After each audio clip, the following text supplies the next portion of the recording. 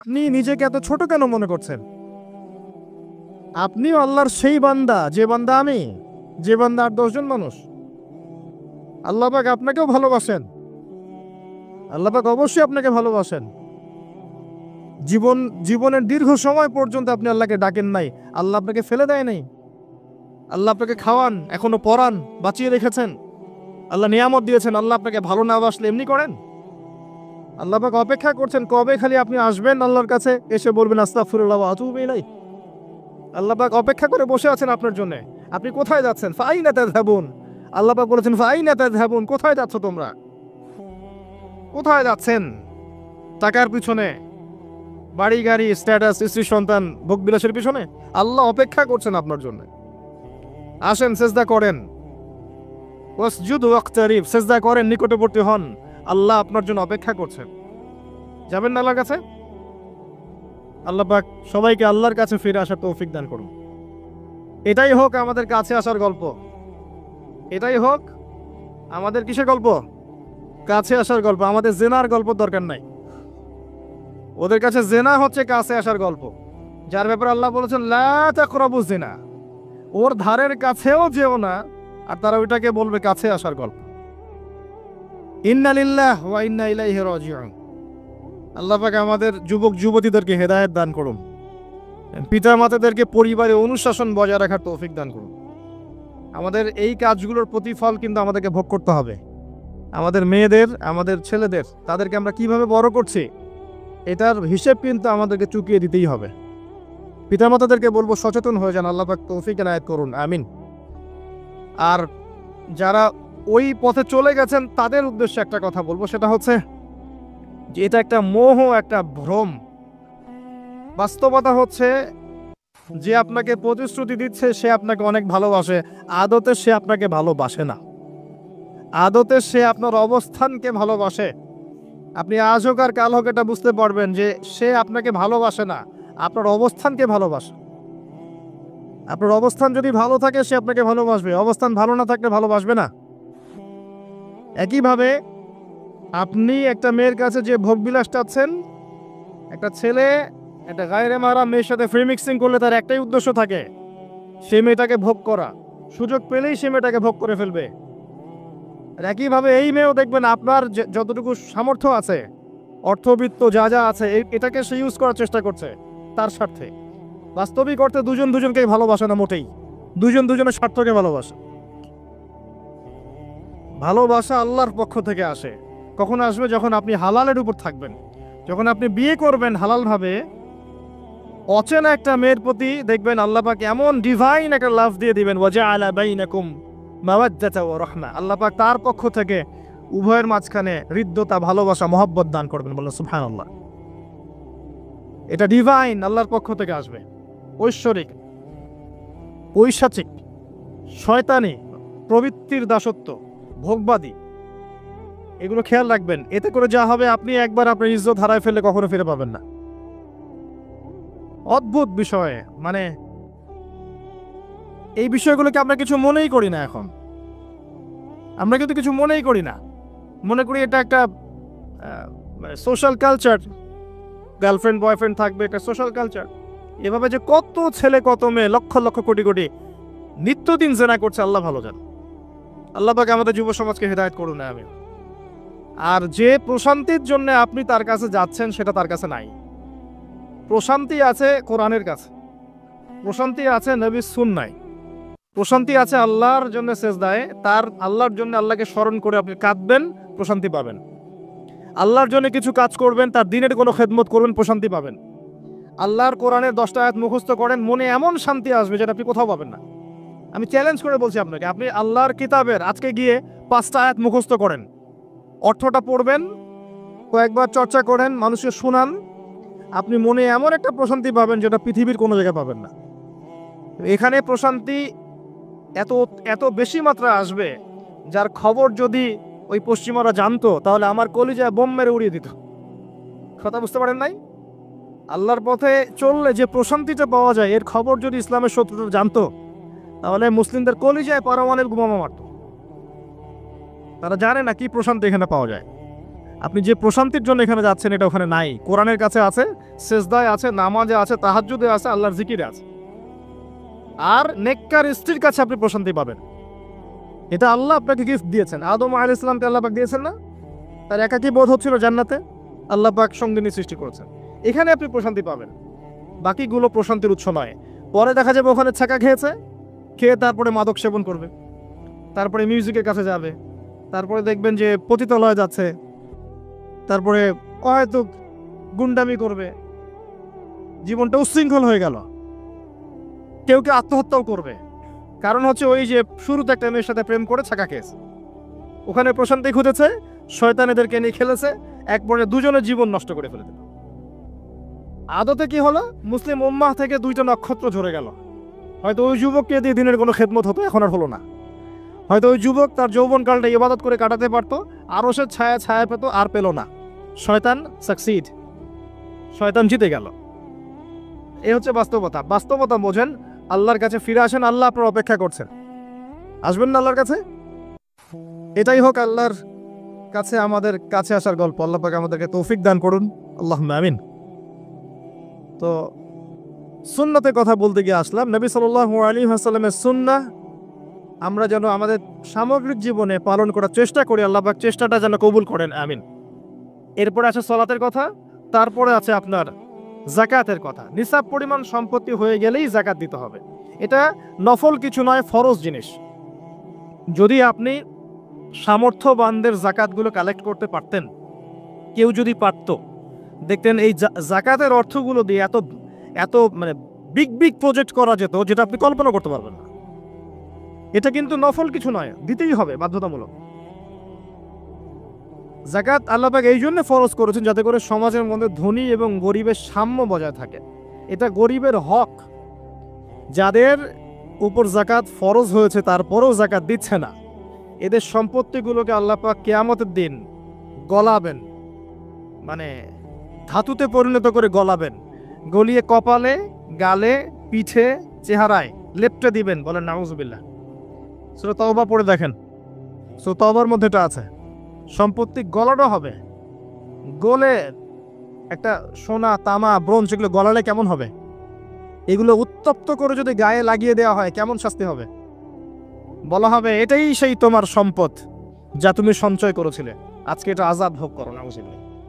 এটা সমাজের সাম্য বজায় রাখে, গরিব আর ধনীর মধ্যে একটা ব্যালেন্স বজায় রাখে। এটা গরিবের হক। যখন আমরা যাকাত দিব না, গরিব মানুষের মাথাপিছু যে মানটা আছে জীবনযাত্রা, এটা আরো কমে যাবে। এটাতে শুধুমাত্র একটা রাষ্ট্রেরই উপকার হয় না, ব্যক্তি পর্যায়ে উপকার হয়।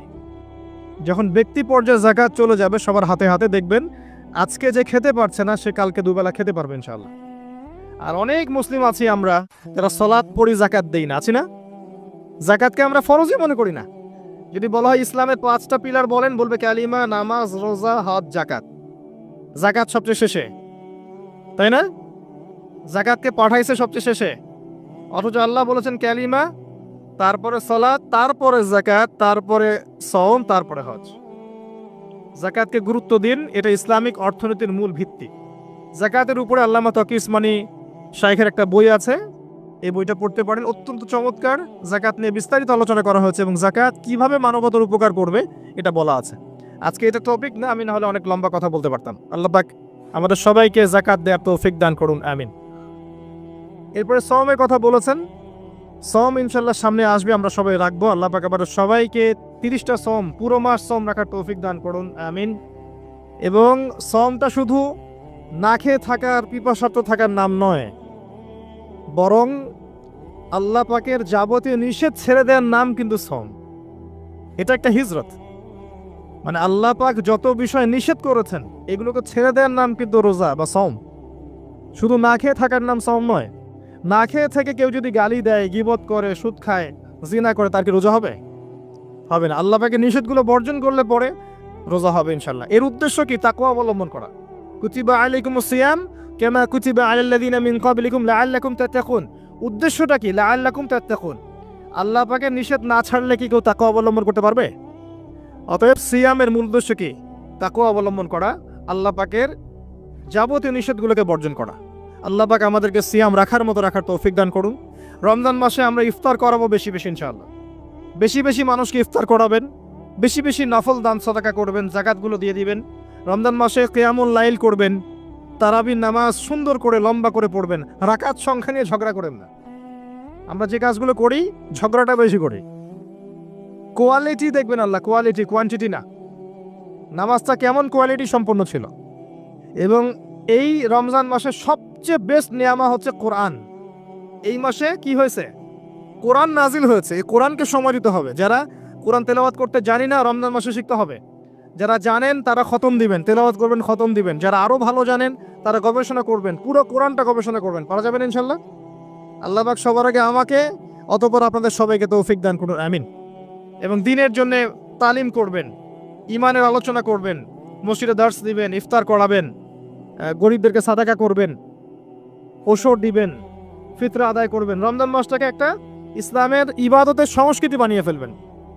রমজানের প্রতিটা মোমেন্টকে কাজে লাগানোর চেষ্টা করবেন। আল্লাহ পাক সবাইকে তৌফিক দান করুন, আল্লাহ আমিন। ইফতার একসাথে করবেন, বাসায় সবাই একসাথে ইফতার করবে। একটা কমিউনিটি, একটা মানে কি বলবো, ইসলামের উৎসব যেন বিরাজ করে।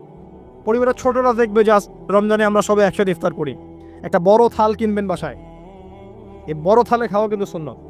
একটা বড় থাল যেখানে পরিবারের সবাই সদস্য মিলে খাবেন। বাচ্চা কাচ্চা, ছোট ছোট বাচ্চারা দেখে দেখে বড় হবে যে আমরা রমজান মাসে বাবা মা সবার সাথে বসে খেয়েছি। এভাবে ওদেরকে হাদিয়া দিবেন, রোজা রাখলে উৎসাহিত করবেন, রোজা রাখলে গিফট দিবেন, হাদিয়া দিবেন। আম্মু তোমার বয়স যদিও রোজা ফরজ হয় নাই, রাখার চেষ্টা করো, যদি রাখতে পারো তাহলে আমি তোমাকে একটা গিফট কিনে দেব। রাখতে উৎসাহিত করেন, দেখবেন ইনশাল্লাহ এই চর্চাগুলো পরবর্তীতে ওদের মধ্যে তাকওয়া নিয়ে আসবে ইনশাল্লাহ। আমাদের মনে আছে আমরা যখন ছোট, রোজা ফরজ হয় নাই, আমাদেরকে এভাবে বকশিস দেওয়া হতো, রোজা রাখলে 10 টাকা দেওয়া হবে। তখন অবশ্য 10 টাকার মান এখনকার 100 টাকার চেয়ে বেশি ছিল। আর আপনার টাকার মান দিন দিন কমবেই। কারণ ইসলামিক কারেন্সি যারা বোঝে না তারা এগুলোর সম্পর্কে বিরূপ মন্তব্য করতে পারে। বাট আমরা জানি যে একটা সভ্যতা মানুষের সম্পদ চুষে খাচ্ছে এবং ডে বাই ডে এটা হতেই থাকবে। যাই হোক, ওই টপিকে আর গেলাম না। তো আমাদেরকে পুরস্কৃত করা হতো এভাবে, উৎসাহিত বোধ করতাম।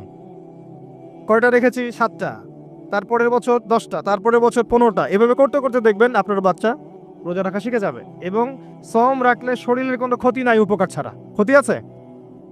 কোনো ক্ষতি নাই, কোনো ক্ষতি নেই উপকার ছাড়া। সবচেয়ে বড় কথা হচ্ছে যারা খেতে পারে না ওদের ফিলিংসটা আপনি বুঝতে পারবেন। আপনিও বুঝতে পারবেন যে না খেয়ে থাকা এটা কেমন। আল্লাহ পাক যে খাওয়াচ্ছেন আমাকে, এটা কত বড় নিয়ামত ছিল। আল্লাহ পাক আমাদের সবাইকে রমজান মাস পর্যন্ত পৌঁছে দিক এবং রমজানের 30টা সওম পুরো মাস রমজানের যাবতীয় কাজের সাথে আদায় করার তৌফিক এনায়েত করুন, আমিন। আর সম্ভব হলে রমজান মাসে উমরা করবেন। সম্ভব হলে রমজান মাসে উমরা করতে পারেন, এটা খুব বড় একটা ইবাদত। এবং এটাতে যে নববী রুহানি একটা স্বাদ পাবেন, এটা কিন্তু বলে বোঝাতে পারবো না আমি, আপনি করলে পরে বুঝতে পারবেন। আল্লাহ পাক তৌফিক দান করুন সবাইকে, আল্লাহুম্মা আমিন। এরপরে আছে সামর্থ্য হলে হজের কথা। আলহাজ টাইটেলের জন্য নয়, মানুষ আমাকে আলহাজ বলবে, হ্যাঁ, মানুষকে দেখানোর জন্য হজ, আমাকে হাজি সাহেব বলবে, এই জন্য হজ নয়। হজ করতে যাবেন ইব্রাহিমী চেতনা শিখতে। হজের কাজের মধ্যে ইব্রাহিম আলাইহিস সালামের একত্ববাদের চেতনা আছে। আরাফার মাঠে আপনি কিয়ামতের মাঠকে ফিল করবেন, সাই করবেন, তখন হাজরা আলাইহিস সালামের সেই কষ্ট ফিল করবেন। প্রত্যেকটা কাজের পিছনের ঘটনা কি এটা আপনাকে ফিল করতে হবে। পাথর মারবেন, নাস্তিকরা এগুলো নিয়ে মজা করে না, ঠাট্টা মস্করা করে। সন্তানকে জবাই করার যে হুকুমটা ছিল সেখানে শয়তান ধোঁকা দিচ্ছিল না? শয়তান যে প্রত্যেকটা কাজে আমাদেরকে বিভ্রান্ত করে, এই চেতনাটা ওখানে জাগ্রত হয়। প্রত্যেকটা কাজ আমাদের বাহ্যিকভাবে দেখলে হবে না, এর পিছনে ভিতর একটা আধ্যাত্মিকতা থাকে, রুহানিয়াত থাকে। ওইটা বুঝতে পারলে ইসলাম বোঝা যাবে ইনশাআল্লাহ। তো হজের প্রতিটা কাজ আপনি দেখবেন ইব্রাহিম আলাইহিস সালামের সুন্নাহ, হাজরা আলাইহিস সালামের আত্মত্যাগ, ইসমাইল আলাইহিস সালামের ঘটনা, কিয়ামতের মাঠ, দোয়া কবুলের মাঠ, তাওয়াফ, এই প্রত্যেকটা বিষয় আপনার ক্ষুদ্রত্ব, আল্লাহর বিশালত্ব, এগুলো আপনাকে বুঝিয়ে দিবে। শুধু আলহাজ টাইটেলের জন্য নয়, বরং আল্লাহর কাছে আত্মসমর্পণ করার জন্য, প্রকৃত ইসলাম বোঝার জন্য হজ করবেন। আল্লাহ পাক তৌফিক দান করুন এবং দোয়া করে আল্লাহ পাক সবাইকে জীবনে অন্তত একটাবার জন্য হজ করার তৌফিক দান করেন, আমিন। এটা প্রথম প্রশ্ন ছিল। দ্বিতীয় প্রশ্ন তিনি করছেন, কোন ব্যক্তি? ওই যে ধবধবা সাদা জামা পরা ব্যক্তি, মনে আছে না ভুলে গেছেন? সে কোথায় বসে আছে? হ্যাঁ, সামনে, হাঁটুর সাথে হাঁটু লাগিয়ে, হাত কোথায়? উরুর উপরে। ওস্তাদের সামনে বসার আদব এটা, ওস্তাদের সামনে বসার আদব। দ্বিতীয় প্রশ্ন করছে, এবার সেই ব্যক্তি বলছে সাদাক্ত, আপনি সত্য বলেছেন। এবার পাশে ছিলেন উমর রাদিয়াল্লাহু আনহু, তিনি বলছেন ফাআজিবনা লাহু, আমরা অবাক হয়ে গেলাম। ইয়াসআলুহু ওয়া ইউসাদ্দিকুহু, সে নিজেই প্রশ্ন করলো, নিজেই আবার সত্যায়ন করছে। কে এই ব্যক্তি? কারণ যে প্রশ্ন করে সে কি সত্যায়ন করতে পারে? আপনি জানতে এসেছেন, একটা বিষয় জানতে এসেছেন, উত্তর পেলেন, আপনি নিজেই বলছেন হ্যাঁ আপনি সত্য বলেছেন, তার মানে আপনি আগে থেকে জানেন, তাই না? এবার দ্বিতীয় প্রশ্ন করছেন তিনি, ইয়া মুহাম্মদ, বলেন সাল্লাল্লাহু আলাইহি ওয়াসাল্লাম, আখবিরনি আনিল ঈমান, আমাকে ঈমান সম্পর্কে বলুন। এখন নবী সাল্লাল্লাহু আলাইহি ওয়াসাল্লাম বলছেন, আল ঈমান, ঈমান হচ্ছে আন তুমিনা বিল্লাহ, তুমি বিশ্বাস করবে প্রথমত এক আল্লাহর প্রতি, ওয়া মালাইকাতিহি, তার ফেরেশতা মণ্ডলীর প্রতি, ওয়া কুতুবিহি, সমস্ত আসমানি কিতাবের প্রতি, ওয়া রুসুলিহি, সমস্ত নবী রাসূলগণের প্রতি, ওয়াল ইয়াউমিল আখির, পরকালের জীবনের প্রতি। 6 নাম্বার, ওয়া আন তুমিনা বিল কদরি খায়রিহি ওয়া শাররিহি, এবং তুমি ঈমান আনবে, বিশ্বাস করবে তাকদীর বা ভাগ্যের ভালো মন্দের প্রতি। এই 6টা বিষয়ের প্রতি মনে বিশ্বাস করবে, মুখে স্বীকার করবে এবং কাজে বাস্তবায়ন করবে, এর নাম হচ্ছে ঈমান। মনে থাকবে? কয়টা বিষয়? 6টা। এখানে একটা কথা আমি বলি, আগেও বলেছি আবার বলছি, এই 6টা বিষয় গায়েবের বিষয়। এগুলোকে আপনি যুক্তি, বিজ্ঞান, দর্শন দিয়ে প্রমাণ করতে পারবেন না। পারবেন? পারবেন না। পরীক্ষা নিরীক্ষা, যুক্তি, বিজ্ঞান, দর্শন দিয়ে ল্যাবরেটরিতে বসে কি আল্লাহ, ফেরেশতা, আসমানি কিতাব, নবী রাসূল, পরকাল পরীক্ষা করা যায়? যায় না। এগুলো কিসের বিষয়? গায়েবের বিষয়। আল্লাযীনা ইউমিনুনা বিল গায়ব, মুত্তাকি কারা? যারা গায়েবে বিশ্বাস করে, এদের জন্যই হচ্ছে আলিফ লাম মিম যালিকাল কিতাব লা রাইবা ফি হুদাল লিল মুত্তাকিন। তো ঈমানের 6 পিলারকে 3টা কাজ করতে হবে: মনে বিশ্বাস, মুখে স্বীকৃতি এবং কাজে বাস্তবায়ন। যারা শুধু বিশ্বাসটাকেই সবকিছু মনে করে, এদেরকে বলা হয় মুরজিয়া বা শৈথিল্যবাদী। আর যারা কাজ করতে গেলেই পান থেকে চুন খসলেই কাউকে কাফের বলে ফেলে, এদেরকে বলা হয় খাওয়ারেজ বা খারেজি। আহলে সুন্নাহ ওয়াল জামায়াতের আকীদা হচ্ছে মাঝখানে। ঈমানের বেইস হচ্ছে দুটো জিনিস: মনে বিশ্বাস, মৌখিক স্বীকৃতি। কাজে বাস্তবায়ন হচ্ছে ফুরুউ বা শাখা। কাজ করতে গিয়ে যদি আপনার ভুল হয়, কবিরা গুনাহ করে ফেলেন, আপনি কাফের হবেন না, বরং ফাসেক বা জালেম হতে পারেন। এবং কবিরা গুনাহ করে ফেললেই কাউকে হত্যা করা জায়েজ নাই, তার তওবার দরজা কি আছে? খোলা আছে। এই হলো ঈমান। তারপরে তিনি আবার প্রশ্ন করছেন, ইয়া মুহাম্মদ, বলেন সাল্লাল্লাহু আলাইহি ওয়াসাল্লাম, আখবিরনি আনিল ইহসান, আমাকে ইহসান সম্পর্কে বলুন।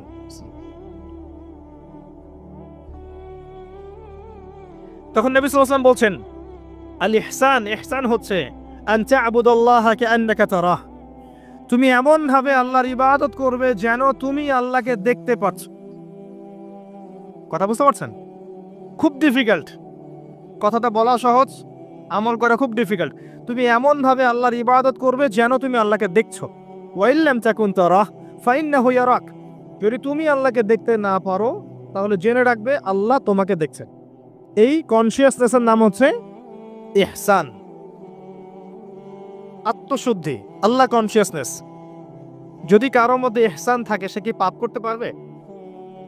কেউ যদি ফিল করে যে আল্লাহ আমাকে দেখছেন, প্রত্যেকটা কাজে, ইবাদতে, ব্যবসায়, মুআমালাতে, সামাজিক বিষয়ে, চাকরি বাকরি, ওয়ার্ল্ড অ্যাফেয়ার্স, প্রত্যেকটা বিষয়ে যদি কেউ মনে করে আল্লাহ আমাকে দেখছেন, তাহলে কি কারো পক্ষে পাপ করা সম্ভব? এই চেতনাটা আল্লাহ পাক জাগ্রত করতে বলেছেন। আল্লাহ পাক আমাদের সবাইকে আমলে, আকীদায়, মুআমালাতে ইহসান দান করুন, আল্লাহুম্মা আমিন। আর এই ইহসানের সাথে একটা শব্দ সম্পর্কিত, এর নাম হচ্ছে তাকওয়া। একটা, আপনাদের এখানে সি বিচ আছে না? ধরেন একটা সি বিচের মধ্যে কিছু কাচের টুকরা ফেলে দেওয়া হয়েছে, ছোট্ট একটা জায়গায় সৈকতে কাচের কিছু টুকরা ফেলে দেওয়া হয়েছে। আপনাকে বলা হলো এর উপর দিয়ে হাঁটেন। এখন আপনি কিভাবে হাঁটবেন? নর্মালি হাঁটবেন না পা গুলো ফেলে ফেলে খুব কেয়ারফুলি হাঁটবেন? এই হাঁটাটা হচ্ছে তাকওয়া। এই হাঁটাটার এক্সাম্পল হচ্ছে তাকওয়া। মানে এই কাঁচের টুকরাগুলো হচ্ছে গোনাহ, শয়তানের ট্র্যাপ, ফাসাকি, জুলুম, অন্যায়, অত্যাচার, পাপ। এখান থেকে বেঁচে বেঁচে আপনাকে পা ফেলতে হবে, এর নাম তাকওয়া। আর কখন ফেলা সম্ভব হবে? যখন আমি ফিল করব আল্লাহ আমাকে দেখছেন। এই কনসিয়াসনেস না থাকলে এটা হবে না। টেবিলের তল দিয়ে আপনি ঘুষ দিচ্ছেন, যে নিচ্ছে সে যদি ওই সময় চিন্তা করে আল্লাহ আমাকে দেখছেন, নিতে পারবে? ব্যবসা করছেন, মাপে ওজন কেউ দেখছে না, কাস্টমার দেখে নাই, আপনি দেখছেন, বুঝতে পারছেন। আপনি যদি ওই সময় চিন্তা করেন যে আল্লাহ আমাকে দেখছেন, এ দেখে নাই, আপনি কি কম দিতে পারবেন? পারবেন না। বোনের সম্পত্তি আপনি সিস্টেম করে নিতে পারেন, বোন শিক্ষিত না, বোঝে না, আপনি চিন্তা করছেন আল্লাহ তো আমাকে দেখছেন, পারবেন নিতে? প্রতিটা কাজ যদি এতটুকু মানুষ ফিল করে যে আল্লাহ আমাকে দেখছেন, আপনি পারবেন না করতে। এরপরেও যদি পাপ হয়ে যায়, দেন তওবা করে ফিরে আসতে হবে। আল্লাহ পাক সবাইকে তাকওয়া অবলম্বন করে তৌফিক এনায়েত করুন। এটা 3 নম্বর প্রশ্ন ছিল। 4 নম্বর ছিল, ইয়া মুহাম্মদ সাল্লাল্লাহু আলাইহি ওয়াসাল্লাম আখবিরনি আনিস সাআহ, আমাকে কিয়ামত সম্পর্কে বলুন, কিয়ামত সম্পর্কে বলুন। নবী সাল্লাল্লাহু আলাইহি ওয়াসাল্লাম বলেন, মাল মাসউলু আনহা বিআ'লামা মিনাস সাইল, এই বিষয়ে প্রশ্নকারী এবং উত্তরদাতা উভয়ের জ্ঞানী সমান। প্রশ্নকারীর চেয়ে উত্তরদাতা বেশি জানে না। মানে এই বিষয়ের চূড়ান্ত জ্ঞান আল্লাহ ছাড়া কারো জানা নাই। কবে, কোন সালে, কোন ডেটে, কি বারে কিয়ামত হবে কেউ বলতে পারবে? কেউ পারবে না। প্রশ্ন করলেন এই ব্যক্তি, এবং 4টা মৌলিক প্রশ্নের একটা তিনি করলেন, কিয়ামত কবে হবে। 4টা মৌলিক প্রশ্নের একটা হচ্ছে কিয়ামত কবে হবে। তাহলে কিয়ামত সম্পর্কে সচেতনতা, এটা আসলে নিছক কোনো জ্ঞান নয়, তাই না? কিয়ামত সম্পর্কে সচেতনতা, এটা কিন্তু অহেতুক কোনো জ্ঞান চর্চা নয়, বরং 4টা মৌলিক প্রশ্নের একটা করা হয়েছে, কিয়ামত কবে হবে। যদি আপনি সবগুলোকে ভাগ করেন, 25% হচ্ছে এই প্রশ্নটা। কথা বুঝতে পারছেন? এটা 25%। এবার নবী সাল্লাল্লাহু আলাইহি ওয়াসাল্লাম বললেন, আমি জানি না। মাল মাসউলু আনহা বিআ'লামা মিনাস সাইল, তারপরে তিনি আবার প্রশ্ন করলেন, ফাখবিরনি আন আমারাতিহা, তাহলে আমাদেরকে কিয়ামতের কিছু আলামত বলে দিন। আবার প্রশ্ন করার কি দরকার ছিল, যখন নবীজি বললেন আমি জানি না? যদি বিষয়টা গুরুত্বপূর্ণ নাই হয়ে থাকে, যদি বিষয়টা গুরুত্বপূর্ণ না হয়ে থাকে, আবার কাউন্টার প্রশ্ন করার কি দরকার ছিল? তিনি আবার প্রশ্ন করলেন, তাহলে আলামত বলে দিন। এবার নবীজি বলছেন 2টো আলামত। কয়টা বলছেন এই হাদিসে? 2টো। একটা হচ্ছে আন তালিদাল আমাতু রাব্বাতুহা, যখন দেখবে দাসী তার মনিবকে জন্ম দিচ্ছে। মানে একবার ব্যাখ্যা করেছি, সমাজের ন্যায় অন্যায়, হক বাতিল, সত্য মিথ্যার মানদণ্ডটা উল্টে যাবে, হালাল হারামের মানদণ্ড উল্টে যাবে। মানুষ হালালকে হারাম করবে, হারামকে হালাল করবে, ন্যায়কে অন্যায় বানাবে, অন্যায়কে ন্যায় বানাবে, সত্যকে মিথ্যা বানাবে, মিথ্যাকে সত্য বানাবে, মানদণ্ড উল্টে যাবে, এবং এগুলো পরোয়া করবে না মানুষ। আরেকটা ব্যাখ্যা হচ্ছে সত্যিকার অর্থেই দাসী মনিবকে জন্ম দিতে পারে। এটা জলজান্ত এক্সাম্পল এখনকার সিঙ্গাপুর। ফ্যামিনিস্ট রেভলিউশনের কারণে এবং সুদের কারণে এমন একটা অবস্থা মুখোমুখি হয়েছে বিশ্ব, যে অনেক ক্ষেত্রে মেয়েরা সন্তান জন্ম দেওয়ার সময় পাচ্ছে না, ফুরসত নাই, এবং সন্তান জন্ম দেওয়াটাকে তারা এখন পিছিয়ে পড়া বলছে অনেক কান্ট্রিতেই। শেষে কি হয়, দরিদ্র কান্ট্রি থেকে মেয়েদেরকে হায়ার করা হয়, দরিদ্র কান্ট্রি থেকে মেয়েদেরকে হায়ার করা হয়, এবং তাদের গর্ভটাকে ভাড়া নেওয়া হয়। এই গর্ভের মধ্যে স্পার্ম ইনজেক্ট করা হয়, জাইগোট গঠন করে, বাচ্চা কনসেপ্ট করে। কথা কি বুঝতে পারছেন? গর্ভ ভাড়া নিয়ে তার শুক্রাণু সেখানে পুশ করেছে। 9 মাস এখানে বাচ্চাটা বড় হবে। এই 9 মাস এই দরিদ্র মেয়েটাকে অনেক খাওয়ানো হবে, পরানো হবে, সুন্দর সুন্দর কাপড় দেওয়া হবে, ভালো মন্দ খাওয়ানো হবে, কারণ ওই সন্তানটার ভালোর জন্য। এবার যখন বাচ্চাটা প্রসব হয়ে যাবে, বাচ্চাটা সে রিলিজ, সে খালাস, ও ডলার নিয়ে চলে যাবে। সন্তান জন্ম দেওয়ার বিনিময়ে $10,000, $20,000, $50,000, এই যে গর্ভ ভাড়া নেওয়া হয়েছে। এই যে বাচ্চাটা হলো, এই বাচ্চাটাকার মালিকের, দাসী তার মনিবকে জন্ম দিল, হাদিস বাস্তব। এই ব্যাখ্যাটা আজকে থেকে 1400 বছর আগে করা সম্ভব ছিল না। কথা বুঝতে পারছেন না? এই ব্যাখ্যাটা এখনকার বিশ্বে আপনি করতে পারবেন। এই জন্য কোরআন সুন্নাহকে নিয়ে খালি লিটারালি পড়লে হবে না, যুগের সাথে মেলাতে তো হবে। যুগের সাথে যদি আমি না মেলাই, তাহলে কোরআন সুন্নাহকে দিয়ে যুগ জিজ্ঞাসার জবাব বের করতে পারবো না। এই ব্যাখ্যাটা আপনি আজকে থেকে 100 বছর আগেও করতে পারতেন না, কিন্তু এখন পারবেন। সত্যিকার অর্থেই দাসী তার মনিবকে জন্ম দিচ্ছে এখন এই বিশ্বে। নবী যেটা বলেছিলেন, আন তালিদাল আমাতু রাব্বাতুহা, যখন দাসী তার মনিবকে জন্ম দিবে। আরেকটা বলেছিলেন, وأن ترى الحفاة العراة العالة رياء الشاء يتطاولون في البنيان যখন তুমি দেখবে সমাজের মাইন্ড করবেন না যখন তুমি দেখবে সমাজের সবচেয়ে দরিদ্র শ্রেণীর রাখাল শ্রেণীর নগ্ন পদের খালি পায়ের নগ্ন গায়ের মানে গায়ে জামা নাই পায়ে স্যান্ডেল নাই এমন শ্রেণীর মানুষেরা উঁচু উঁচু বিল্ডিং নির্মাণের প্রতিযোগিতা করবে ফান্তাজির সাআ কিয়ামতের অপেক্ষা করতে থাকো বিগত 200 বছরে বিশ্ব দেখে নাই এত হাইলি টলেস্ট বিল্ডিং এর প্রতিযোগিতা অমুকের 100 তলা তো অমুকের 200 অমুকের 200 তো অমুকের 300 এটা সমাজ থেকে শুরু করে রাষ্ট্র বিশ্ব সব জায়গায় এই দৃশ্য দেখা যাচ্ছে সমাজে দেখেন কিছু মানুষ ছিল যাদের টাকা পয়সা ছিল না আজকে দেখবেন বিল্ডিং তুলছে 10 তলা 20 তলা 50 তলা অনেক রাষ্ট্র ছিল ওই যে বেদুইন রাষ্ট্র ছিল মধ্যপ্রাচ্যের দিকে তাকাবেন আগে জামা পরার টাকা ছিল না ব্ল্যাক গোল্ড পেয়েছে তেল উঠাইছে আর খাইছে না উঠাইছে আমেরিকাকে দিছে তেল তুলছে আমেরিকাকে দিছে দিয়ে ডলার নিছে নিয়ে উঁচু উঁচু বিল্ডিং তোমার 100 আমার 110 এবং এটা গর্বের বিষয় ওদের কাছে এখন এই দৃশ্যের কথা নবী সাল্লাল্লাহু আলাইহি ওয়াসাল্লাম বলেছেন যে যখন তুমি দেখবে সমাজের সবচেয়ে দরিদ্র মানুষেরা উঁচু উঁচু বিল্ডিং নির্মাণের প্রতিযোগিতা করবে একটা কমন প্রশ্ন করি এখন যে ব্যক্তির টাকা নাই সে কেমন করে বিল্ডিং তুলবে এই উত্তরটা দেওয়ার জন্য আপনার পিএইচডি করার কোনো দরকার নাই উত্তর খুব সহজ একজন ব্যক্তির টাকা নাই সে কিভাবে 20 তলা বিল্ডিং করতে পারে উত্তর দেন কিভাবে বলেন শুধু অবৈধভাবেই নয় অবৈধভাবে তো একটা অপশন আছেই কিভাবে এক্স্যাক্টলি সুদের মাধ্যমে সুদ ছাড়া অন্য কোনো অপশন নাই এবং আমি এখন যে ফ্ল্যাটে ভাড়া আছি মনে করেন যেই ফ্ল্যাটে ভাড়া আছি সেই ফ্ল্যাটের ভাড়ার টাকা আমি যে দিচ্ছি এই যে ফ্ল্যাট মালিকরা যে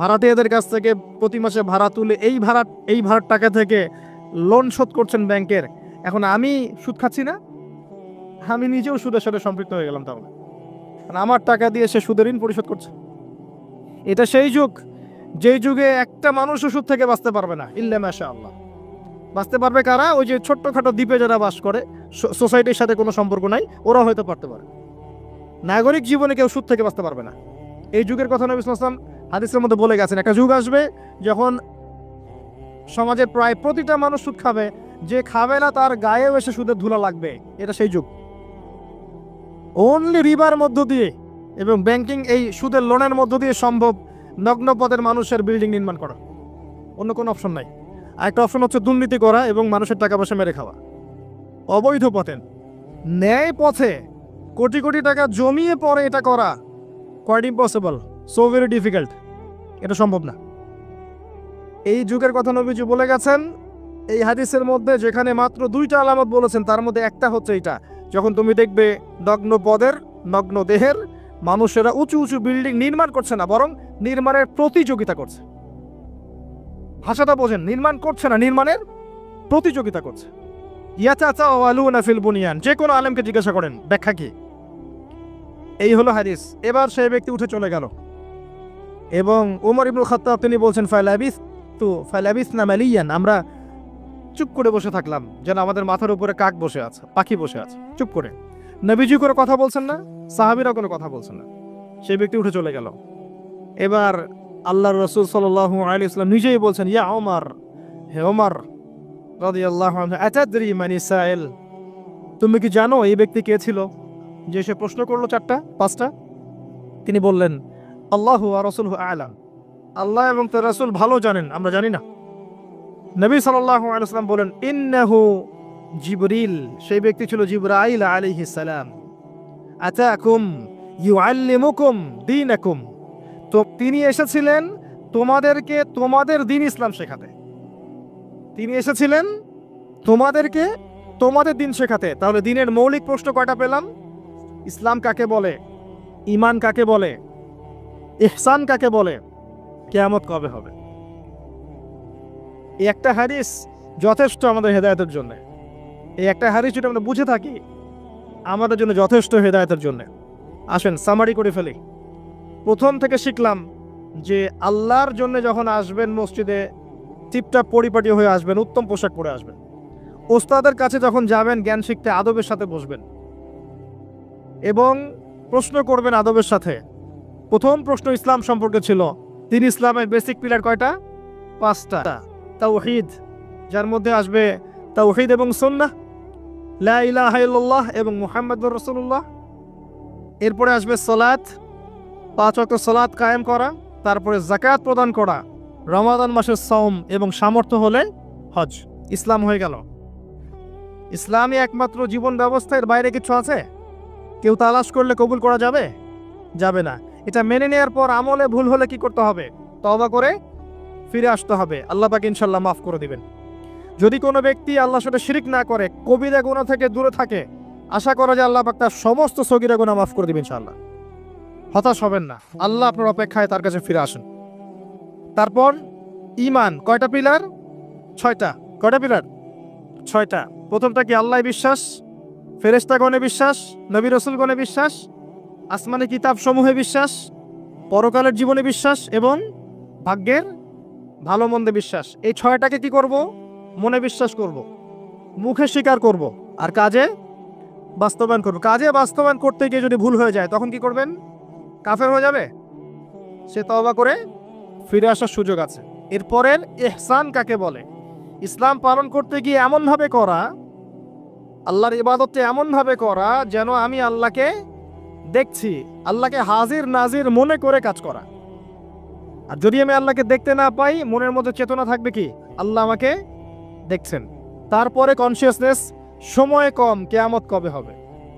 আমরা শেষ জামানায় বাস করছি, সময় শর্ট। এখানে 2টা আলামত বলা আছে, বাকি বহু হাদিস আছে শত শত, যেখানে আরো হাজার হাজার আলামত আছে, হাজার হাজার। এই যে মানুষ দুনিয়াদার হয়ে যাচ্ছে বেশি বেশি, আলামতে সাআহ। মসজিদের মধ্যে ফিতনা হচ্ছে না এখন, আলামতে সাআহ। মসজিদ চাকচিক্যময় হচ্ছে না, তাজমহলের মতো, কি আমাদের সাইন। মেয়েদের সংখ্যা বাড়ছে না, ছেলেদের সংখ্যা কমছে না, সাইন। মেয়েরা ছেলেদের পোশাক পরছে না, ছেলেরা মেয়েদের পোশাক পরছে না, সাইন। সময় সংক্ষিপ্ত হয়ে আসছে না, বেশি বেশি মহামারী, বন্যা, ঘূর্ণিঝড়, জলোচ্ছ্বাস এগুলো ছড়াচ্ছে না, বেশি থেকে বেশি হচ্ছে, সাইন। অসংখ্য সাইন। মুসলিমদের উপর নির্যাতন বাড়ছে না, বিশ্বে হত্যা বাড়ছে না, কিলিংস বাড়ছে না, মুসলিমরা বিভক্ত হচ্ছে না বিভিন্ন দলে, সাইন। কত সাইন নেবেন, শেষ করা যাবে না। এমনকি চাঁদ যেটা দেখছেন এটা ফেটে গেছে। চাঁদ যেটা দেখছেন না, এটা ফাটল ধরা, চাঁদ পরিপূর্ণ নয়, ফাটা আছে, এটাও কিয়ামতের সাইন। এবং পৃথিবী পানি শূন্য হচ্ছে, এগুলো সাইন। জলবায়ু পরিবর্তনগুলো সাইন। অনেক বিষয় আছে যেগুলো আপনি আখিরুজ্জামানের বইগুলোতে পাবেন। কিতাবুল ফিতান অধ্যায়গুলো পড়েন, আলামতুস সাআগুলো পড়েন, পাবেন। এখানে জাস্ট 2টা বলা হয়েছে। দাসী মনিবকে জন্ম দেওয়া মানে সমাজের মানদণ্ড উল্টে যাবে, ন্যায় অন্যায় হক বাতিল সত্য মিথ্যার মানদণ্ড উল্টে যাবে। আর সমাজের সবচেয়ে নিকৃষ্ট শ্রেণীর মানুষেরা দেখবেন ওই যে টলেস্ট বিল্ডিং এর প্রতিযোগিতা করছে, রিবার মাধ্যমে, দুর্নীতির মাধ্যমে এবং অন্যায় অত্যাচারের মাধ্যমে জুলুমটা বাড়বে। আরেকটা হাদিসে আছে, যখন আমানতের খেয়ানত করা হবে, সাহাবীরা বলেন যখন আমানতের খেয়ানত, যখন অযোগ্য ব্যক্তিকে, অনুপযুক্ত ব্যক্তিকে দায়িত্ব দেওয়া হবে, তখন বুঝে নেবে এটা আমানতের খেয়ানত। আর এটা সব ক্ষেত্রেই, ধর্মীয় ক্ষেত্রে, সামাজিক ক্ষেত্রে, সব ক্ষেত্রে, সব ক্ষেত্রে। আল্লাহ পাক আমাদেরকে কিয়ামতের আলামতগুলো বোঝার তৌফিক দান করুন এবং সচেতন থাকার তৌফিক দান করুন, জীবনটাকে গুছিয়ে নেওয়ার তৌফিক দান করুন। এই জায়গায় গিয়ে আমাদের ব্যক্তিগতভাবেই কাজ করতে হবে। এখানে বড় করে চিন্তা করার সময় নাই, আগে নিজে বাঁচেন, নিজে জ্ঞান অর্জন করেন। আল্লাহ পাক সবাইকে তৌফিক এনায়েত করুন। আপনি হালাল খান, পারিবারিক আদর্শটাকে সাধ্যমতো ঠিক রাখার চেষ্টা করেন। যদি পরিবার কথা না শোনে, আপনি একা থাকেন। আমার এর চেয়ে ডাইরেক্ট কোনো কথা আমি বলতে পারবো না।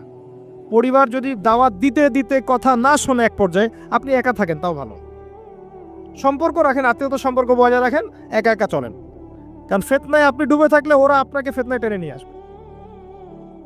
এত বড় বুকের কলিজা দেখাবেন না যে আমি ফিতনার মধ্যে থেকে আমার ইমানের বলে সবাইকে সংস্কার করে ফেলে দিব। এই যুগ সেই যুগ না, এটা বড় ফিতনাময় যুগ। আপনাকে বরং তারা টেনে নিয়ে চলে আসবে। অতএব ডিসকানেক্টেড হয়ে যান ফিতনা থেকে, আসহাবুল কাহফের মতো। তারপরে আপনাকে আল্লাহ পাক যতটুকু সামর্থ্য দিয়েছেন, এই সামর্থ্য দিয়ে আপনি দিনের কিছু খেদমত করার চেষ্টা করেন। মসজিদ ভিত্তিক, মাদ্রাসা ভিত্তিক, দাওয়াতি ক্ষেত্রে হোক, সামাজিকভাবে হোক, মানবতার কল্যাণে কাজ হোক, কোনো প্রজেক্ট গঠন করার মধ্য দিয়ে হোক, যেভাবে হোক দিনের যে উপকার হয় এমন কিছু করেন এবং দিনকে নিয়ে বাড়াবাড়ি করবেন না, দিনকে নিয়ে বাড়াবাড়ি করবেন না।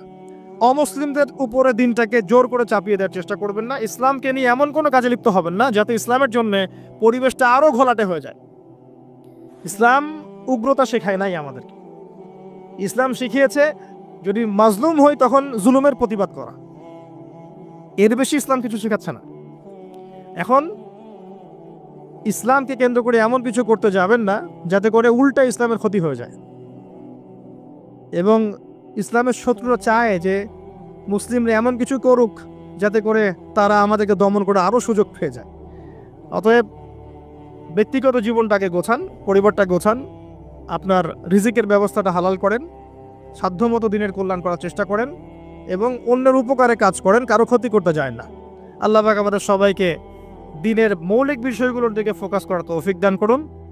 আমাদের মধ্যে যারা অসুস্থ আছে আল্লাহ পাক সবাইকে শেফায়ে কামেলা দান করুন।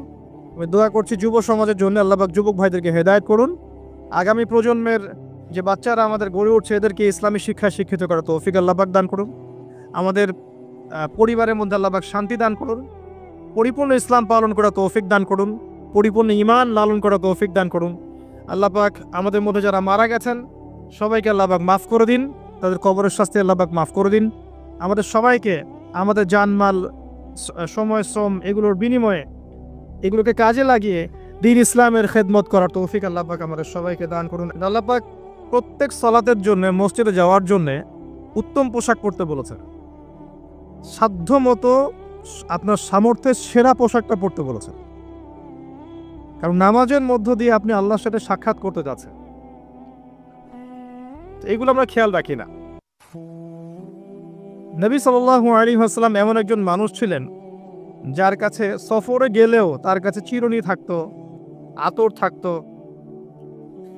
অনেক কিছু থাকতো, তেল থাকতো।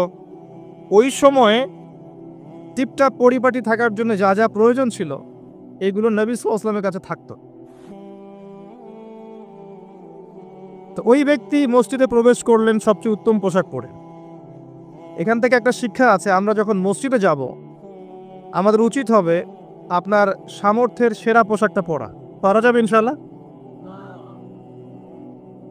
এসে তিনি নবী সাল্লাল্লাহু আলাইহি ওয়াসাল্লামের কাছে এসে বসলেন, হাঁটুর সাথে হাঁটু লাগিয়ে দিয়ে বসলেন এবং তার দুই হাত নবী সাল্লাল্লাহু আলাইহি ওয়াসাল্লামের উরু বা থাই এর উপরে রাখলেন। ওয়াদাআ কাফাইহি আলা ফাখিজাইহি। এরপরে তিনি নবী সাল্লাল্লাহু আলাইহি ওয়াসাল্লামকে জিজ্ঞাসা করছেন, ইয়া মুহাম্মদ, বলেন সাল্লাল্লাহু আলাইহি ওয়াসাল্লাম। মনে রাখবেন সবচেয়ে কৃপণ ব্যক্তি সে যার সামনে আল্লাহ রাসূলের নাম উচ্চারিত হয় কিন্তু সে দরুদ পড়ে না। আর তিন ব্যক্তির জন্য আল্লাহ নবী সাল্লাল্লাহু আলাইহি ওয়াসাল্লাম ধ্বংসের দোয়া করেছেন, বদদোয়া করেছেন। এক নম্বর সেই ব্যক্তি যে রমজান মাসকে পেল, রমজান মাসে আমল করে গুনাহ মাফ করাতে পারল না। আমরা আল্লাহর কাছে দোয়া করি আল্লাহ পাক আমাদেরকে রমজান পর্যন্ত পৌঁছে দিক এবং রমজান মাসকে সর্বোত্তমভাবে কাজে লাগিয়ে গুনাহগুলো মাফ করানোর তৌফিক আল্লাহ পাক দান করুন, আমিন। এবং আমাদের হায়াতে আল্লাহ পাক বেশি বেশি রমজান মাস দান করুন, আমিন। এবং লাইলাতুল কদরের নিয়ামত দান করুন, আমিন। আসলে রমজানের কথা মনে পড়ে গেল যে রমজান কিন্তু বেশি দিন বাকি নেই। আমরা মনে করছি যে অনেক দেরি আছে, আসলে কিন্তু বেশি দেরি নেই। সাহাবায়ে কেরাম রাদিয়াল্লাহু আনহুম 6 মাস আগে থেকেই রমজানের প্রিপারেশন নিতেন। এই রমজানে আমি কি করব, কোরআন কতটুকু পড়ব, দিনের জন্য কি করব, যাকাতগুলো কিভাবে হিসাব করব, রমজান কেন্দ্রিক তাদের প্ল্যান থাকতো আগে থেকে। আমরা রমজানকে গুরুত্ব দেওয়ার চেষ্টা করি, আল্লাহ পাক তৌফিক দান করুন, আমিন।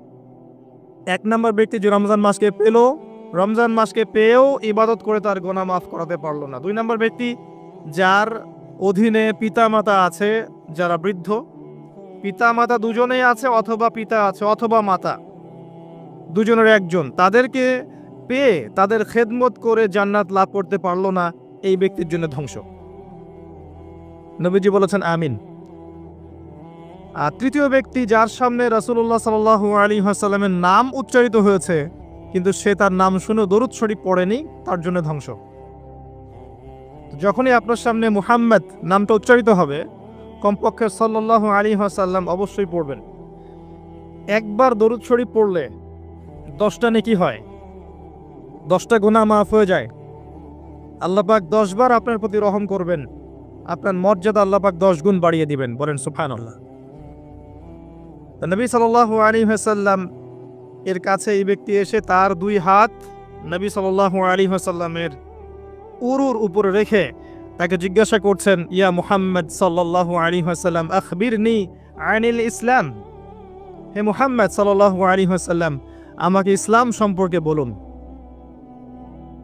তখন নবী সাল্লাল্লাহু আলাইহি ওয়াসাল্লাম বলছেন, আল ইসলাম, ইসলাম হচ্ছে আন তাশহাদা আল্লা ইলাহা ইল্লাল্লাহ, তুমি সাক্ষী দিবে বা সাক্ষ্য দিবে যে আল্লাহ ছাড়া কোনো ইলাহ নেই, কোনো উপাস্য নেই, ওয়া আন্না মুহাম্মাদান আবদুহু ওয়া রাসূলুহু, এবং মুহাম্মদ সাল্লাল্লাহু আলাইহি ওয়াসাল্লাম তার বান্দা এবং রাসূল। 1 নাম্বার। 2, ওয়া আন তুকিমাস সালাহ, এবং তুমি সালাত কায়েম করবে 5 ওয়াক্ত। ওয়া আন তুতিয়া যাকাহ, এবং তুমি যাকাত প্রদান করবে, নিসাব পরিমাণ সম্পত্তি হয়ে গেলে যাকাত প্রদান করবে। ওয়া তাসুম রমাদান, রমাদান মাসে সাওম পালন করবে, এবং সামর্থ্য হয়ে গেলে তুমি হজ সম্পাদন করবে। এই 5টাকে বলা হয় ইসলামের পিলার। কি বলা হয়? ইসলামের ভিত্তি। আর ইসলামই একমাত্র গ্রহণযোগ্য দিন বা জীবন ব্যবস্থা যেটা আল্লাহর কাছে স্বীকৃত, অন্য কিছু স্বীকৃত নয়। পৃথিবীতে শুরু থেকে নিয়ে কিয়ামত পর্যন্ত ইসলাম ছাড়া কোনো দিন ছিলও না। আসলে প্রত্যেক নবী, মুসা আলাইহিস সালাম যার উপরে তাওরাত নাজিল হয়েছিল, তিনি মুসলিম ছিলেন। ইব্রাহিম আলাইহিস সালাম মুসলিম ছিলেন। আদম, নূহ, হুদ, সামুদ সবাই কি ছিলেন? মুসলিম ছিলেন। শুআইব আলাইহিস সালাম, নবী মুসা, ঈসা, দাউদ, সুলাইমান, ইউসুফ, ইউনুস, ইসহাক, ইয়াকুব, ইব্রাহিম, ইসমাইল সবাই কি ছিলেন? মুসলিম ছিলেন। পৃথিবীতে ইসলাম ছাড়া কোনো ধর্ম ছিলই না। আসলে ইসলাম চিরপ্রাচীন, চির নতুন, চির আধুনিক। মানুষ এটাকে বিকৃত করেছে। আল্লাহ পাক তখনই নতুন করে আবার কিতাব নাজিল করেছেন, আবার নবী রাসূল প্রেরণ করেছেন। আমাদেরকে পশ্চিমারা শিখায় এবং বোঝায় যে সভ্যতা শুরু হয়েছে রোমকদের দ্বারা, তাই না? যারা পড়াশোনা করছেন, রোমান সভ্যতা, গ্রিক সভ্যতা, মনে হয় যে এখান থেকেই মনে হয় সভ্যতা শুরু হয়েছে, তাই না? ভাবখানা একটা এমন। কিন্তু সভ্যতা শুরু হয়েছে নবী দ্বারা। প্রত্যেকটা সভ্যতা শুরু হয়েছে কার দ্বারা? নবী দ্বারা। আমাদেরকে বোঝানো হয় যে মানুষ আগে পোশাক পরতে পারতো না, গাছের ছাল বাকল পরে থাকতো, তাই না? শিখেছেন না এগুলো? আর আল্লাহ পাক কোরআনে বলছেন যে আমি আসমান থেকে আদম এবং হাওয়া আলাইহিমাস সালাম তাদের জন্য পোশাক পাঠিয়েছিলাম। আমরা শিখেছি ছোটবেলায় মানুষ পশু শিকার করে খেত, বন্য প্রাণীর মতো ছিল, গুহায় ছবি এঁকে রাখতো, তাই না? আল্লাহ বলছেন, আল্লাহ রাব্বুল আলামিন আসমান থেকে হেদায়েত পাঠিয়েছেন, আসমানে কিতাব পাঠিয়েছেন ফ্রম দ্য ভেরি বিগিনিং, একদম শুরু থেকেই। জিবরাইল আলাইহিস সালাম প্রথমেই এসেছিলেন। এমনকি চাষাবাদ কিভাবে করতে হবে সেটাও আদম আলাইহিস সালামকে শিখিয়ে দেওয়া হয়েছে। আর আমাদেরকে শেখানো হয় যে বাদর থেকে মানুষ হয়েছে, নাউযুবিল্লাহ। তো কি শিখছেন? এই শিক্ষা যদি মাথার মধ্যে ইনস্টল হয়ে যায়, তার কাছে তো ইসলাম এবং চলমান বিষয়গুলো কন্ট্রাডিক্টরি মনে হবে। তো ইসলাম শুরু থেকেই ছিল, আর সভ্যতা শুরু হয়েছে নবী দ্বারা। আদম আলাইহিস সালামকে দিয়ে পৃথিবীর সভ্যতা শুরু হয়েছে। প্রত্যেক যুগে যুগে নবীরাই সভ্যতার ধারক এবং বাহক ছিলেন। তো যে কথাটা বলতে গিয়ে এখানে আসলাম, যে প্রথম যে বিষয়টা তিনি বলেছেন ইসলামের ডেফিনেশন, এখানে প্রথমে বলেছেন তাওহীদ অর্থাৎ শাহাদা। এখানে 2টা অংশ আছে, একটা হচ্ছে তাওহীদ আর একটা হচ্ছে সুন্নাহ। যখন আপনি লা ইলাহা ইল্লাল্লাহ সাক্ষ্য দিচ্ছেন, আপনি তাওহীদের সাক্ষ্য দিচ্ছেন। আর এটা দিনের প্রথম খণ্ড, প্রথম অংশ, প্রথম পিলার। এই দিনটাই আল্লাহর কাছে গ্রহণযোগ্য। অন্য কোন রিলিজিয়ন, জীবন ব্যবস্থা আল্লাহর কাছে গ্রহণযোগ্য নয়। সূরা আলী ইমরানের আয়াতগুলো পড়েন, 85 নম্বর আয়াত, 87 নম্বর আয়াত, 19 নম্বর আয়াত, এগুলো পড়লে আপনি বুঝতে পারবেন। আল্লাহ বলছেন, আউযু বিল্লাহি মিনাশ শাইতানির রাজিম, ইন্নাদ দীনা ইনদাল্লাহিল ইসলাম। আমার কাছে একমাত্র জীবন ব্যবস্থা যেটা গ্রহণীয় তার নাম হচ্ছে ইসলাম। আর কোনো প্রয়োজন আছে? আল্লাহর কথার বাইরে কারো কথা দরকার আছে? আল্লাহ নিজে বলছেন আল্লাহ পাক নিজে বলছেন শাহিদ আল্লাহু আন্নাহু লা ইলাহা ইল্লাল্লাহ। আল্লাহ বলছেন আমি আল্লাহ সাক্ষ্য দিচ্ছি আমি ছাড়া কোনো ইলাহ নাই। কথাটা বুঝতে পারলেন? আল্লাহ বলছেন যে আমি সাক্ষ্য দিচ্ছি যে আল্লাহ ছাড়া কোনো ইলাহ নেই। ওয়াল মালায়েকা, মালায়েকা সাক্ষ্য দিচ্ছেন। ওয়া উলুল ইলমি কায়িমান বিল কিসত, এবং যারা জ্ঞানী সম্প্রদায় সত্যসেবী তারাও সাক্ষ্য দিচ্ছে। তো আল্লাহ সাক্ষ্য দিচ্ছেন আল্লাহ ছাড়া কোনো ইলাহ নেই, এবং তারপরের আয়াতে আল্লাহ পাক বলছেন ইন্না দীনা ইনদাল্লাহিল ইসলাম, যে আল্লাহ সাক্ষ্য দিচ্ছেন তিনি ছাড়া কোনো ইলাহ নেই, সেই আল্লাহ বলছেন আমার কাছে একমাত্র গ্রহণযোগ্য ধর্মের নাম ইসলাম। আর কিছু দরকার আছে? একই সূরায় আবার আল্লাহ বলছেন ওয়া মান ইয়াবতাগি গায়রাল ইসলামি দীনান ফালা ইউকবাল মিন, যে ব্যক্তি ইসলাম ছাড়া অন্য কোনো জীবন ব্যবস্থা তালাশ করবে তার কাছ থেকে কশ্চিনকালেও কিছু কবুল করা হবে না। এই সূরায় আল্লাহ বলছেন আফা গায়রা দীনিল্লাহি ইয়াবগুন, তারা কি ইসলাম ছাড়া অন্য দিন তালাশ করছে? ওয়ালাহু আসলামা মান ফিস সামাওয়াতি ওয়া মান ফিল আরদি তাওআন আও কারহা, অথচ আসমান সমূহে এবং জমিনের প্রতিটা সৃষ্টি ইচ্ছায় হোক অনিচ্ছায় হোক আল্লাহর সামনে আত্মসমর্পণ করেছে। আর কোনো প্রমাণ দরকার আছে? এই দিনটা কি আংশিক না পরিপূর্ণ? সূরা মাইদায় চলে যান, আল্লাহ পাক বলেছেন আল ইয়াউমা আকমালতু লাকুম দীনাকুম। বিদায় হজের দিন এই আয়াত নাজিল হয়েছে, যেদিন নবীজি বলেছেন তারাকতু ফিকুম আমরাইন, ছেড়ে যাচ্ছি দুটো বস্তু, কোরআন এবং সুন্নাহ। ওই দিন এই আয়াত নাজিল হয়েছে যে আল ইয়াউমা আকমালতু লাকুম দীনাকুম, আজকে আমি তোমাদের জন্য এই দিন ইসলামকে কামিল করলাম, পরিপূর্ণ করলাম। ইসলামে ঢোকানোর কিছু অবকাশ নাই, বের করারও কোনো সুযোগ নাই, পরিপূর্ণ। ওই যে একটা আয়াত পড়লাম শুরুতে, ওয়া নাযালনা আলাইকাল কিতাব তিবিয়ানান লিকুল্লি শাই, সূরা নাহল 89 নম্বর আয়াত। আল্লাহ বলছেন আমি আপনার প্রতি এমন একটা কিতাব নাজিল করেছি, অর্থাৎ কোরআন, তিবিয়ানান লিকুল্লি শাই, যেটা প্রত্যেকটা বিষয়ের ব্যাখ্যা। এমন কিছু নাই যেটা কোরআনে আল্লাহ পাক ব্যাখ্যা করেননি, এমন কিছু নাই। ওয়া হুদান, এবং এটা হেদায়েত, ওয়া রাহমা, এবং দয়া, ওয়া বুশরা লিল মুসলিমিন, মুসলিমদের জন্য এটা সুসংবাদ। এরকম আয়াত আরো অনেক জায়গায় আছে, স্পেশালি সূরা কাফের 54 নম্বর আয়াতেও আছে, আর অনেক সূরা বনী ইসরাঈলের মধ্যেও আছে। সবগুলো বললে আমাদের টাইম চলে যাবে, অল্প করে বলছি। তো আল্লাহ বলছেন কোরআন এবং সুন্নায় সবকিছু ব্যাখ্যা করা আছে, এবং এই দুটা হচ্ছে ইসলামের দুইটা মেইন পিলার। এই দুটার উপরে দিন ইসলাম পরিপূর্ণ, ঢুকানোর কোনো সুযোগ নাই, বের করার সুযোগ নাই। ইসলাম কি শুধু ইবাদত করতে শেখায়, না আপনার পরিবারের চর্চাও শেখায়? ইসলামে কি শুধু পারিবারিক হেদায়েতই আছে, না সামাজিক হেদায়েতও আছে? শুধু কি সামাজিক আছে, নাকি রাষ্ট্রীয় এবং অর্থনৈতিকও আছে, নাকি সবই আছে? উত্তর কোনটা? সব আছে, এটা মেনে নেন। এখন আমল করতে গিয়ে যদি আপনি না পারেন সেটা আলাদা বিষয়। আমল করতে গিয়ে হয়তো আপনি পারছেন না, আপনি ইবাদত করতে পারছেন, হয়তো পারিবারিক বিষয়টা পারছেন না, বা পারিবারিকটা পারছেন, সামাজিকটা পারছেন না, সামাজিকটা পারছেন, পলিটিক্যালটা পারছেন না। না পারার বিষয়টা ডিফারেন্ট। আগে আকীদা ঠিক করেন যে ইসলামে আছে সমাধান। আকীদা ঠিক করে যদি কেউ আমল করতে নাও পারে, ইনশাআল্লাহ আল্লাহ পাক মাফ করতে পারেন। আল্লাহ পাক মাফ করতে পারেন যে আমার বান্দার আকীদা ঠিক ছিল, যে সে ইসলামকে পরিপূর্ণ জীবন ব্যবস্থা হিসেবে মেনে নিয়েছে, এরপরে সে আমল করতে গিয়ে পারে নাই বিভিন্ন কারণে।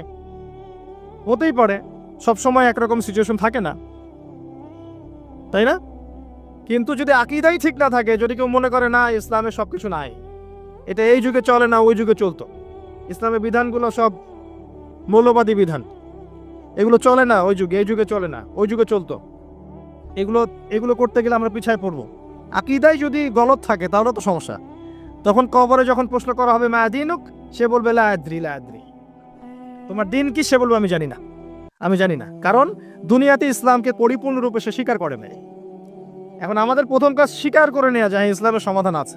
আপনি এখন আমল করতে পারবেন না, আমিও জানি। কেউই এখন ইসলামের পরিপূর্ণ বিষয়গুলো পালন করতে পারবে না। পুরো সিচুয়েশনটাই ডিফিকাল্ট এবং ইসলামের মুসলিমদের বিপক্ষে। মাক্কি যুগে, যেখানে মক্কার জাহিলিয়াত ছিল, ওই যুগে কি ইসলামের সমস্ত বিধানগুলো বাস্তবায়ন করা গেছে? সম্ভব হয়? হয় না। পুরো বিশ্বের অবস্থা মক্কার চেয়ে কোনো অংশ কম না। এখন আপনার দুই চোখ লাগবে, বাইরের চোখ আর ভিতরের চোখ দিয়ে দেখেন, আপনি বুঝতে পারবেন যে পুরো ওয়ার্ল্ড ওয়াইড যে অবস্থা চলছে এটা মাক্কি জাহিলিয়াতের চেয়ে কোনো অংশ কম না। এখানে যদি আপনি শুরুতেই সবকিছু ইম্পোজ করতে চান, পারবেন না, এবং এটা ভুল হবে। বরং বেসিক প্রাইমারি জিনিসগুলো দিয়ে শুরু করতে হবে। নামাজ দিয়ে শুরু করেন, জ্ঞান চর্চা দিয়ে শুরু করেন, ইত্তেবায়ে সুন্নাহ দিয়ে শুরু করেন, পারিবারিক আদর্শ সুন্দর করার দিক দিয়ে শুরু করেন, সামাজিক কাজ করেন, বেসিক জিনিসে শুরু করেন। আগে যদি চলে যান খেলাফতে প্রতিষ্ঠা করব, বড় বড় টার্মগুলো আগে ইউজ করেন, আপনি ভুল করবেন। কারণ বেস ঠিক নাই। একটা বাড়ি বানাবেন যার ভিত্তি নাই, এখানে 10 তলা 20 তলা উঠবে না। বেসিক আমার সমাজের বেশিরভাগ মানুষ দেখবেন নামাজ পড়ে না, ম্যাক্সিমাম পড়ে না নামাজ। ম্যাক্সিমাম ছেলে মেয়ে দেখবেন কোরআন পড়তে পারে না, তিলাওয়াত করতে পারে না। নবী সাল্লাল্লাহু আলাইহি ওয়াসাল্লামের জীবনী কখনো পড়েও দেখে নাই। তো বেসিক যখন ঠিক নাই, তখন কি এই জেনারেশন কি দিয়ে আপনি ইসলামের বড় বিজয় কামনা করছেন? হবে না। শুরু থেকে কাজ করতে হয়। যাই হোক, ইসলামের বাইরে কিছু নাই আল্লাহর কাছে। যদি কেউ তালাশ করে তাহলে সে ভুল করবে। এখন এই ইসলামের পিলার নবীজি বলেছেন 5টা। কয়টা? প্রথমে তাওহীদ, এক আল্লাহকেই সৃষ্টিকর্তা, পালনকর্তা, রিজিক দাতা, সন্তান দাতা, ভালো মন্দের মালিক, বিধানদাতা, এভরি সিঙ্গেল সেক্টরে আল্লাহকেই ইলাহ বলে মানা, এর নাম হচ্ছে তাওহীদ। এর বাইরে কেউ যদি মনে করে আল্লাহ ছাড়া অন্য কোন ইলাহ আছে, নাউজুবিল্লাহ, বা আল্লাহ আছেন অন্য ইলাহ আছে, আল্লাহ ছাড়া কারো জন্য সেজদা করে, অন্য কারো কাছে দোয়া করে, অন্য কারো জন্য নজর মানত করে, আল্লাহ ছাড়া অন্য কারো নামে কসম করে, অন্য কারো নামে কুরবানি করে, ইত্যাদি ইত্যাদি, আল্লাহকে বাদ দিয়ে গায়রুল্লাহর ইবাদত করে, তাহলে শিরক হয়ে যাবে। কি হয়ে যাবে? আর শিরকের পাপ থাকা অবস্থায় বিনা তওবায় যদি কেউ মারা যায়, 99% সম্ভাবনা হচ্ছে এই ব্যক্তি জাহান্নামে যাবে, কোনো সুযোগ নাই। সূরা নিসা আল্লাহ পাক বলেছেন, ইন্নাল্লাহা লা ইয়াগফিরু আন ইউশরাকা বিহি ওয়া ইয়াগফিরু মা দুনা যালিকা লিমান ইয়াশা। আল্লাহ পাক তার সাথে শিরকের গুনাহ মাফ করেন না, এছাড়া যে কোনো গুনাহ যাকে ইচ্ছা মাফ করতে পারেন। শিরক থাকলে সে মান রব্বক উত্তর দিতে পারবে না। আরেকটা মুহাম্মাদুর রাসূলুল্লাহ, অর্থাৎ আপনাকে আমল করতে গিয়ে, ইবাদত করতে গিয়ে একজন ব্যক্তিকে রোল মডেল মানতে হবে। তিনি হচ্ছেন কে? মুহাম্মাদুর রাসূলুল্লাহ সাল্লাল্লাহু আলাইহি ওয়াসাল্লাম। জীবনের প্রতিটা কাজ তার মতো করে করার চেষ্টা করতে হবে। আপনার বাথরুম থেকে নিয়ে করে সবকিছু, ঘুমানো থেকে শুরু করে, ঘুম থেকে ওঠা, বাথরুমে যাওয়া, খাওয়া দাওয়া, আপনার পোশাক পরিচ্ছদ, আপনার কথাবার্তা, চলাফেরা, পরিবার, ব্যবসা, এভরি সিঙ্গেল সেক্টর আপনাকে নবী সাল্লাল্লাহু আলাইহি ওয়াসাল্লামের সুন্নত মতো করার চেষ্টা করতে হবে। চেষ্টা করতে হবে। আমি আবারও বলছি, আমি জানি আপনি পারবেন না, আমিও পারবো না। 100% আপনি পারবেন না, এটা সম্ভব না। 100% কেউ দাবি করতে পারবে যে আমি সুন্নতের উপর আছি? পারবে না। কিন্তু চেষ্টা, আল্লাহ পাক কি দেখবেন? চেষ্টা করছে আমার বান্দা। হয়তো ঘুমাতে পারছেন, এখন তো আমরা ঘুমাতে পারিও না। এই যে এখন আমাদের ঘুমানোর কথা, এখন এক ঘুম দিয়ে ওঠার কথা। এশার নামাজ কখন পড়ছে? 8টা 8:30টায়। তো এখন বসে বসে ওয়াজ করছে, জানি না এই ওয়াজে কি ফায়দা হবে। সত্যিকার অর্থে এখন আমাদের ঘুমানোর কথা ছিল। ট্রেডিশনগুলো এমন হয়ে গেছে, আমরা ঘুমাচ্ছি রাত 3টা। কি বলবো, আসলে সবাই এর মধ্যে পড়ে গেছে, আমি আপনি সবাই। এমন একটা সিস্টেম চলছে যে দিন রাতের জায়গায় চলে আসছে, রাত দিনের জায়গায় চলে গেছে। খেয়াল করে দেখেন, নবী সাল্লাল্লাহু আলাইহি ওয়াসাল্লাম রাতে তাড়াতাড়ি ঘুমাতেন, শেষ রাত্রে উঠতেন, ইবাদত করতেন, ফজরে একটা রিফ্রেশিং মাইন্ডে তিনি সকাল করতেন। আর আমাদের খেয়াল করে দেখেন, আমরা এই জেনারেশন যারা আছে বেশিরভাগই দেখায় লেট নাইট, এবং দিনটা ওদের জন্য ছোট হয়ে যায়, দেরি করে ওঠা। তো সকালের বারাকাটা আমরা বঞ্চিত হচ্ছে। আল্লাহ পাক আমাকে এবং আপনাদের সবাইকে যেন তৌফিক দান করেন, যাতে আমরা সকালের বরকতটা পেয়ে যাই। আল্লাহুম্মা আমিন। এবং এই অভ্যাসটা কঠিনভাবে আঁকড়ে ধরতে হবে। আল্লাহ পাক তৌফিক এনায়েত করুন আমাকে, আপনাকে, সবাইকে। আল্লাহুম্মা আমিন। তো সুন্নতের কথা বলছিলাম যে প্রতিটা কাজে সুন্নত চেষ্টা করতে হবে। হয়তো আমরা পারবো না, কিন্তু আল্লাহ পাক আমাদের চেষ্টা দেখবেন, এতটুকুই। 2 নাম্বার, আল্লাহ নবী সাল্লাল্লাহু আলাইহি ওয়াসাল্লাম বলেছেন, ওয়া আন তুকিমাস সালাহ। ইসলামের সেকেন্ড পিলার কি? সালাত। 5 ওয়াক্ত সালাত আদায় করার চেষ্টা করতে হবে না, নিজের উপর আবশ্যক করে নিতে হবে। আপনি যাই করেন, আমার কথা শোনেন, আপনি যাই করেন, যত পাপই করেন না কেন, নামাজটা ছাড়েন না। নামাজটাই আপনাকে ইনশাআল্লাহ পাপ থেকে দূরে রাখবেই ইনশাআল্লাহ। যে ব্যক্তি নামাজ পড়ে তার মধ্যে একটা মনের মধ্যে একটা ভয় কাজ করে যে আমি নামাজ পড়লাম, কিভাবে ঘুষ নিব? নামাজটা পড়লাম, কেন সুদ খাবো? নামাজ পড়লাম, কেন মানুষকে ঠকাবো? তার মনের ভিতর কিন্তু একটা একটা নকিং হবেই। ইন্নাস সালাতা তানহা আনিল ফাহশাই ওয়াল মুনকার। সালাত আপনাকে সমস্ত অশ্লীল এবং গর্হিত কাজ থেকে বিরত রাখবে ইনশাআল্লাহ। নামাজটা ছাড়েন না। যত পাপ করছেন করেন, আমি বলি নামাজ ছাড়েন না। ইনশাল্লাহ একদিন নামাজই আপনাকে পাপ থেকে বের করে আনবে ইনশাআল্লাহ।